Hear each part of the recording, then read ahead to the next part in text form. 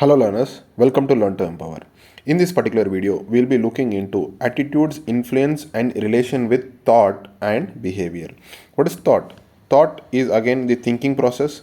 Behavior, as I said before, it is here the habit part of yours that comes. We have studied the attitude in the three component ways, that is C plus A is equal to B.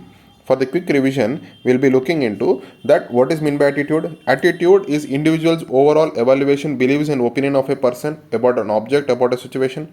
Thought is a mental process that involves the cognition, perception and reasoning, right? What is the cognitive part of it? It is thinking. Through the experience of thinking, how you able to understand the societal part. Now the behavior is the action that you do, the conduct and the responses that you exhibit towards the individual or the decision making in the problem solvings, etc., right? And the important part is that we are looking into the what is the relationship of attitude in the thought and the behavior. Let's understand attitude and thought. Attitude is a part where it stems from the thoughts and beliefs. You believe in certain things, your thought process changes. When your thought process and beliefs changes, then that is actually helps in you forming the attitude. For example, you have a thought process for recycling, right? Now with that attitude, your attitudinal part will change towards environmental sustainability. Similarly goes with the attitude and behavior. Now when you had a positive attitude towards doing certain things, definitely your behavior will change. You will start engaging with the community. You will directly participate in the operations that has been taking place, or the directly participate in the event that is taking place. For example, any environmental campaign is taking place, your behavior changes, right? You also start participating, right? Next comes the thought and behavior. Now how thought and how your thinking part influences the behavior. Now thinking part is not only the mere way to change the behavior of a person, but other attitudinal values need to be imbibed so that the thought can be changed, which means what you are being pushed into the direction of rational thinking process, including the problem solving and decision making, right? Now one point we need to understand: this attitude, thought, behavior, etc., have certain kind of feedback loop. What is the feedback loop? For example, you think about certain things, right? Now when that part is about for the implementation, that implementation is failed. Now again you will be thinking that how better we can improve upon certain things, right? I have given one example here. If someone engages in environmental friendly behavior like planting, it may strengthen the positive attitude towards environmental sustainability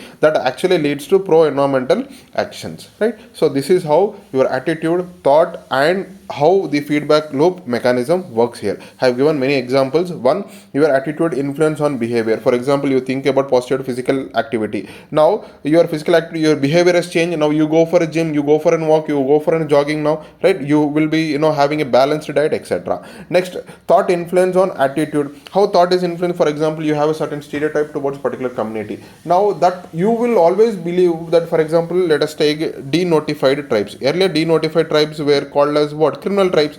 Now the police had an attitude towards that particular tribe. Whenever the crime happening in the society, they will go for that particular hamlet and they will arrest the people, whether irrespective of whether the particular community is involved in the crime or not. So now government is denotified. Don't you see the attitude of the government is changed over the period of time? Now the same as the case goes for the attitude and behavioral consistency. When your attitude is changed towards certain things, right? You are, for example, you have compassion towards animal welfare. Now you will rescue for the animals. You will feel compassionate for animal. You will also start advocating for the animals' rights, etc. Right? Don't you see? This is how the feedback loop helps here. Next part is the next examples here. Behavior influence your attitude. For example, you have environmental attitude. Now you will start involving in the beach cleanups, right? Now you will also involve in environmental sustainability. Similarly, I have given very good examples in the other parts of this particular video. The one important part is the fifth part, that is the cognitive dissonance. For example, you want to change, your behavior is also want to change, but you are not able to do it over the period of time in a large scale. This will leads to cognitive dissonance of the component of the particular job that you are doing, right? Now let us say you don't believe in women empowerment. You are working in an office, but when a woman colleague is promoted in your position, right, then obviously the cognitive dissonance kicks into and you will start arguing with the organization reason that how come the basis on what basis you have given the these things, right? So this is how the cognitive dissonance comes into picture. You want to change, but you are not able to change because of the certain factor. Similar goes with the social influence on attitude and behavior. For example, you have an attitude to change, no, for behavior towards the smoking, right? You also start adopting the anti, no, smoking attitude when you are exposed to anti smoking campaigns, etc. For example, in the movie theater, when you go, the first slide or the first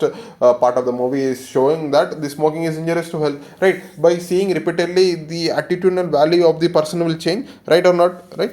Now, these are some of the examples that I have given here where the attitude is actually helping in the behavior of the person to change. And we are not restricting here per se, but certainly external factors and social influences also helps in the over the period of time in changing the complexity of the human values and behaviors, right? So these are the some of the examples. This is a very short video about the attitude and how attitudes are influenced on other. There is no need of any detailed video per se, because each and everything are interlinked, as we discussed in our previous videos. In the next videos, we'll be looking into the other aspects of the attitude. Till then, take care. Thank you.